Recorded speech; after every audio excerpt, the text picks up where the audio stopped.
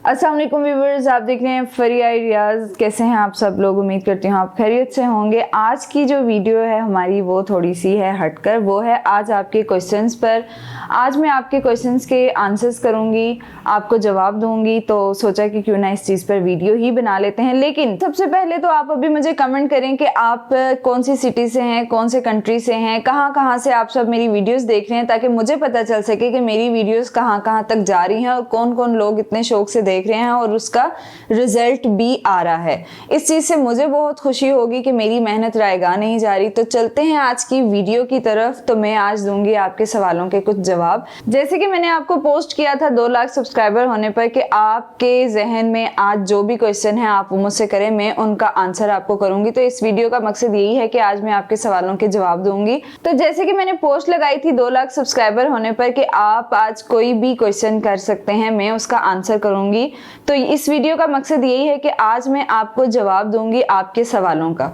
तो कोशिश मेरी यही है कि मैं ज़्यादा से ज़्यादा जवाब दे सकूं, ज़्यादा से ज़्यादा आपके जो सवाल हैं उनको क्लियर कर सकूं। तो जो रह जाएंगे उनके लिए माजरत है। तो चलते हैं आज की वीडियो की तरफ। अच्छा जी, पहला जो सवाल है, आप ही मुझे ये प्रॉब्लम है कि गला पीछे की तरफ चला जाता है। काफ़ी मेथड यूज़ कर लिए हैं लेकिन फिर भी जो गला है वो पीछे जाता है। प्लीज़ इसके बारे में गाइड कर लें। अच्छा, ये प्रॉब्लम ना बहुत रहती है लोगों को, तो इसका यही हल है कि आपकी जो आर्म होल की कटिंग होती है ना, आपने उसको अपना परफेक्ट बनाना है। और अगर फिर भी मसला हल नहीं होता तो आपने बैक को आधा इंच बढ़ा देना है। आपकी जो मतलब बैक से आता है ना, जब हम ये तीरे की कटिंग करते हैं तो आपने आधा इंच बैक को बड़ा रखना है।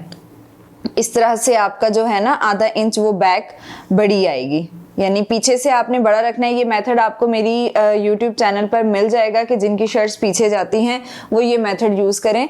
तो आप ये बड़ा रखें, आर्म होल की कटिंग परफेक्ट करें और जो आपकी कमर की फिटिंग है ना उसको ज़रा अंदर कर दें, यानी कि उसको मज़ीद फिटिंग में ले आएँ। तो फिर आपकी कमीज़ इंशाल्लाह पीछे नहीं जाएगी। अच्छा, ये जो दूसरा सवाल है ये किया है हमारा सिस्टर ने। अस्सलाम वालेकुम। वालेकुम सलाम जी, आप कैसी हैं? माशाअल्लाह, अल्लाह पाक आपको सलामत रखे, जज़ाकल्लाह, बहुत शुक्रिया आपका। अच्छा, इन्होंने कहा हुआ है कि आपका इतना अच्छा तरीका है सिखाने का कि मैंने भी स्टिचिंग सीख ली है। मुझे आर्म होल की कटिंग लेनी नहीं आती थी, करनी नहीं आती थी, लेकिन शुक्र है अल्लाह का कि अब मैं आर्म होल की कटिंग बहुत अच्छे से कर लेती हूँ। माशाअल्लाह जी, वेरी गुड सिस्टर। लेकिन एक वो कह रही हैं कि मुझे ये प्रॉब्लम आ जाती है कि एक जगह पर वो फंस जाती हैं कि शोल्डर और आर्म होल, यानी कि जो कमीज़ की हमारी जो कमीज़ की कटिंग है, कमीज़ का आर्म होल है और स्लीव्स की जो कटिंग है, वहाँ पर आकर वो फंस जाती हैं कि कभी कोई शोल्डर बड़ा हो जाता है या कभी स्लीव्स बड़ी हो जाती हैं। चुनर्स डाल के एडजस्ट करना पड़ता है। अच्छा, ये जो इनका क्वेश्चन है ना ये भी बड़ा ही इंपॉर्टेंट है। वाकई ये इशू सबके साथ रहता है। आप लोग एक तरीका कर लें कि आपने अपनी जो कटिंग है ना, आर्म होल की कटिंग, उसको आपने परफेक्ट ही करना है। उसमें आप कोई भी चेंजिंग ना लाएं। जैसे कि मैंने आपको बताया कि अगर आपका 8 इंच तीरा है तो आप उसमें से 7.5 पर कटिंग करेंगी, 7.5 पर कटिंग करेंगी। आपने अपनी आर्म होल की कटिंग को नहीं छेड़ना। लेकिन आप जब स्लीव्स कट कर रही हैं, जैसे कि ये हमारे पास स्लीव्स हैं और स्लीव्स का आपने लिया है मतलब आर्म स्लीव्स की जो कटिंग कर रही हैं शोल्डर अटैच करने वाली जगह से, जैसे कि ये आपने स्लीव्स की कटिंग की है, आप इसको 0.5 बढ़ा दें। जैसे कि आपका कंधा 8 इंच तैयार है तो आप इसको 8.5 पे कटिंग कर लें। फिर आपको चुनर डालने की जरूरत नहीं पड़ेगी। आपका कंधा, आपका जो बाजू है वो एग्जैक्ट साइज पर होगा और वो बिल्कुल ठीक जुड़ेगा। ये चीज़ सब यूज़ कर सकते हैं, हर किसी को। आप वैसे भी जिनको ये प्रॉब्लम नहीं है वो लोग भी ये यूज़ करें। फिर देखिए बिल्कुल खिंचाव के बगैर आप अपनी स्लीव्स को अपनी शर्ट के साथ अटैच कर सकती हैं। तो हमारा सिस्टर, आप भी ये काम ज़रूर करें कि आपका जो बाजू का है ना, अगर आपका कंधा 8 इंच तैयार है तो आप 8.5 इंच उसकी कटिंग करें। आप अपनी शर्ट के आर्म होल को मत छेड़ें, उसको एग्जैक्ट कटिंग किया करें, उसको सही कटिंग किया करें, तभी आपकी शर्ट अच्छी स्टिच होगी। अच्छा जी, नेक्स्ट जो क्वेश्चन है हमारे पास वो किया हुआ है क्रिएटिव मूवमेंट। अब इनका नाम क्या है ये मुझे नहीं पता, ये इनके चैनल का आई थिंक नाम है। इन्होंने कहा हुआ है जी कि वालेकुम सलाम, आप बहुत अच्छा गाइड करती हैं, मैंने बहुत कुछ सीखा है आपसे, बहुत शुक्रिया जी। ऐसे मैसेजेस से बहुत खुशी होती है मुझे। अच्छा, इनका जो प्रॉब्लम है वो ये है कि मेरी स्टिचिंग में एक प्रॉब्लम है कि मेरी शर्ट फिर जाती है, मतलब एक पल्लू राइट साइड और दूसरा लेफ्ट घूम जाता है। इसकी वजह और सलूशन बता दें। सबसे पहले तो मैं इसकी वजह ये बताऊंगी कि या तो आप कपड़ा आड़ा रख के कटिंग करती हैं, मतलब आड़े कपड़े में आप कटिंग कर रही हैं, या आप जो कपड़ा पसंद कर रही हैं अक्सर वो कढ़ाई आड़े में होती है और आप उसकी ना सही से कटिंग नहीं करती हैं। और दूसरी जो सबसे बड़ी वजह होती है वो ये है कि आपने कपड़े की जो अरेब होती है ना वो नहीं निकाल रही हैं। अगर तो आप अपने कपड़े की अरेब निकाल लें अच्छे तरीके से तो आपके ये कोने ना लटके और आपकी शर्ट इधर उधर लेफ्ट राइट पर नहीं फिर सकती है। और तीसरी वजह भी मैं आपको दे देती हूँ, ये ये इतनी जरूरी वजह नहीं है, ये हो नहीं सकती वैसे, कि आप इसमें अपनी जो शर्ट का जब पल्लू सेट करती है ना तो इसमें आप नीचे से भी बराबर रखा करें कपड़े को, ऊपर से भी बराबर, मतलब सीधी स्केल से चाहे लाइंस लगा लें, बॉर्डर को बराबर करें, ऊपर से बराबर करें, कपड़ा आपका बिल्कुल सीधा रखा होना चाहिए तो आपकी ये प्रॉब्लम नहीं होगी। अच्छा, यहाँ पे जो अगला सवाल मेरी एक बहन ने किया हुआ है कि हेल्दी खवातीन की ड्रेसिंग कैसी होनी चाहिए, उनके लिए कोई नए डिज़ाइन बताए जाएं जो कि एक पर्दे में रहकर भी हों और अच्छे भी लगें, स्मार्ट लुक भी आए। तो ये चीज़ पूछ रही हैं कि प्लीज़ मुझे गाइड कर दीजिए। आपकी सब वीडियोस रेगुलर देखती हूँ, जज़ाकल्लाह, और बहुत अच्छी होती हैं। थैंक यू जी, बहुत शुक्रिया। इसका जवाब ये है कि जो हेल्दी होते हैं, मेरा तो मानना ये है कि जो हेल्दी लोग होते हैं उन पे ड्रेसिंग ज़्यादा खूबसूरत लगती है क्योंकि उन पे कपड़ा पूरा यूज़ हो रहा होता है। लेकिन आपको अगर स्मार्ट लुक चाहिए तो आप अपनी ड्रेसिंग डिज़ाइनिंग इस तरह से ड्रेस डिज़ाइनिंग कर सकती हैं कि आप कलियों वाली कमीज़ बहुत अच्छे तरीके से पहने अगर, तो उसमें आपकी जो लुक है वो बड़ी स्मार्ट आएगी। आप बहुत ज़्यादा कलियां मत यूज़ करवाएं, आप सिर्फ दरमियान में सीधा कपड़ा रखवा के एक पैनल आपकी आएगी यहाँ पे और एक ये दो फ्रंट पे 2 बैक पे, इससे आपकी स्मार्ट लुक आएगी। उसके अलावा आप अपनी शर्ट पे इस तरह लंबाई में, हमेशा आपने लंबाई में जो भी डिज़ाइन करवाना है आपने लंबाई में करवाना है, लेसेस लगवाएं और बहुत छोटी छोटी लेसेस। कभी भी हेल्दी लोग बड़ा बड़ा प्रिंट ना पहने, बड़ी बड़ी लेसेस मत यूज़ करें, छोटी छोटी करें, डिसेंट यूज़ करें तो वो बहुत खूबसूरत लगेंगी। और एक और चीज़ यहाँ पे मैं उनको बता देती हूँ कि जो हेल्दी लोग होते हैं ना, वो अगर अपनी शर्ट बनाना चाह रहे हैं, नीचे ट्राउज़र बनाना चाह रहे हैं, तो वो अपनी लॉन्ग शर्ट रखा करें, थोड़ी सी वो अपनी शर्ट लॉन्ग रखा करें। लेकिन यहाँ पे ये जो चीज़ है ये हेल्दी लोगों के लिए बहुत कारामद चीज है कि आपकी अगर हिप लाइन 24 इंच है, अगर आपकी हिप लाइन 24 इंच है तो आपने अपना दामन 23 रखना है। ये तो बहुत ज्यादा यूं शेप है ना, लेकिन आपने बस 1 इंच कम अपना दामन रखना है, ठीक है। आपने जब 1 इंच कम अपना दामन रखेंगे तो आपकी इसमें भी स्मार्ट लुक आएगी। आपका हिप लाइन 24 है, 25 है, 26 है, जितना भी है, बस उससे आपने 1 इंच कम अपने टेलर को कहना है कि हमारा 1 इंच कम दामन रख लें, इससे भी आपकी स्मार्ट लुक आएगी। बटन्स वाली स्लीव्स यूज़ किया करें, बहुत खुले खुले कपड़े मत यूज़ किया करें, जैसे कुर्ता हो गया या कुर्ते वाले स्लीव्स हो गए, खुले पांचों वाली शलवारें होगी। आप कैपरी भी यूज़ करें तो आप बहुत खूबसूरत लगती हैं। हेल्दी जो खवातीन हैं वो अगर अपनी ड्रेस डिजाइनिंग सही मजे से करें तो यकीन करें कि उन पे ड्रेस लगा हुआ ज्यादा खूबसूरत लगता है। अच्छा, अगला सवाल किया है सोबिया आमिर ने। इन बहन ने कहा है जी, अस्सलाम वालेकुम जी। वालेकुम सलाम, आप कैसी हैं? मेरा सवाल है कि मुझे नाप लेने का कोई कुलिया बता दें। यार, इसका कोई कुलिया नहीं है, ये आपकी प्रैक्टिस है, ये आपका बार बार की आपकी मेहनत है।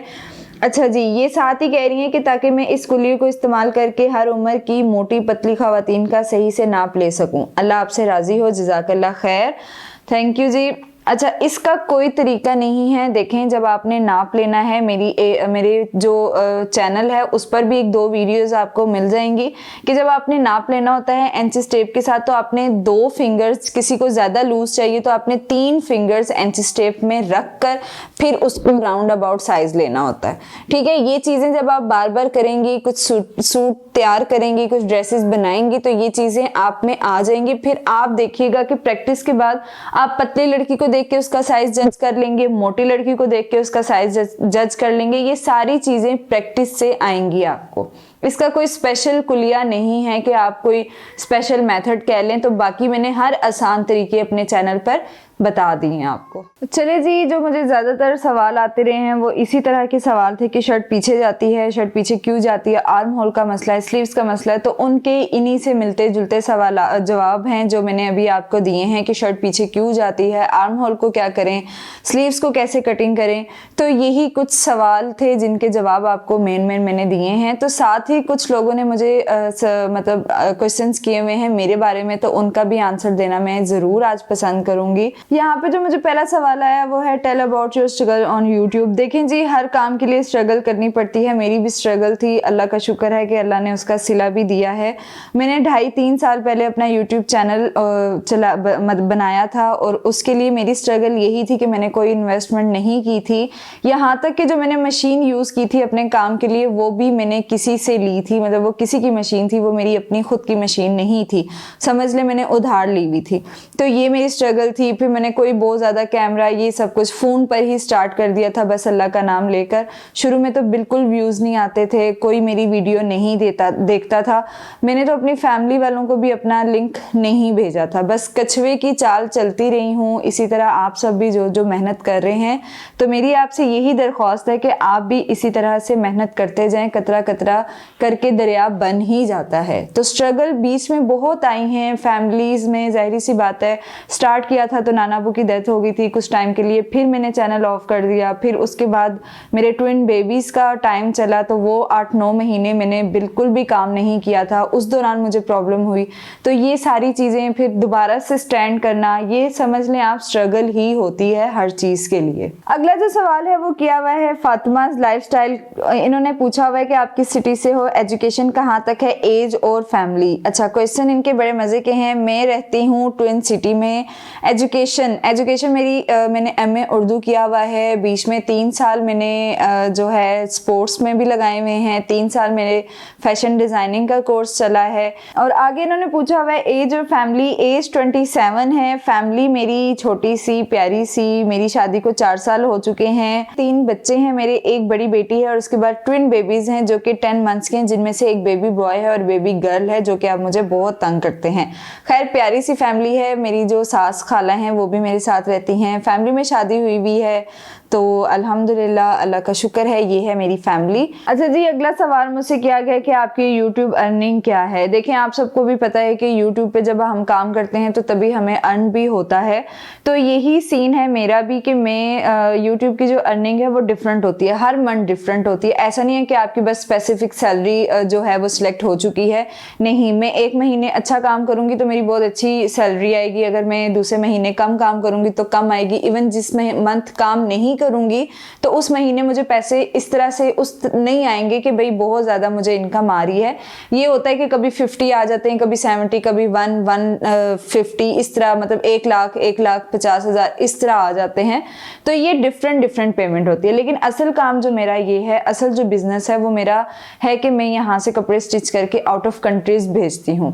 बेसिकली मैं करती ज़्यादातर यही हूँ कि आउट ऑफ कंट्रीज जो मेरे कस्टमर हैं, मैं उनको चीज़ें, उनकी ड्रेसेस उनको प्रोवाइड करती हूँ, उनको अच्छी स्टिचिंग प्रोवाइड करती हूँ। तो वो भी मेरा माशाल्लाह अच्छा इनकम का जरिया है और वही बिजनेस, मेन मेरा वही बिजनेस है। अच्छा, साथ ही एक और क्वेश्चन एक बहन ने किया हुआ है जिनका नाम नाहिद है। वो मुझसे पूछ रही थी कि आपने जो अपना यूट्यूब चैनल बनाया था तो वो कैसे मोनेटाइज करवाया था, यानी कोई पैसे, कितने पैसे दिए थे या लोगों तक आपने अपने वीडियोस को कैसे पहुंचाया था। देखिए, जब मैंने चैनल स्टार्ट किया था तो मेरे जहन में भी यही था कि मेरी वीडियोस को कौन देखेगा या मैं कैसे ये सब मैनेज करूंगी। तो वो अल्हम्दुलिल्लाह अल्लाह ताला ने मदद की और मेरी मेहनत का सिला दिया।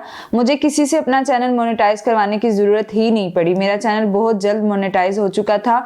कोई पैसे मैंने नहीं दिए, कोई पेड प्रमोशन नहीं करवाई मैंने अपने चैनल की, और लोगों तक वीडियोस मेरी ऑटोमेटिकली अल्हम्दुलिल्लाह खुद ही पहुंचना शुरू होगी।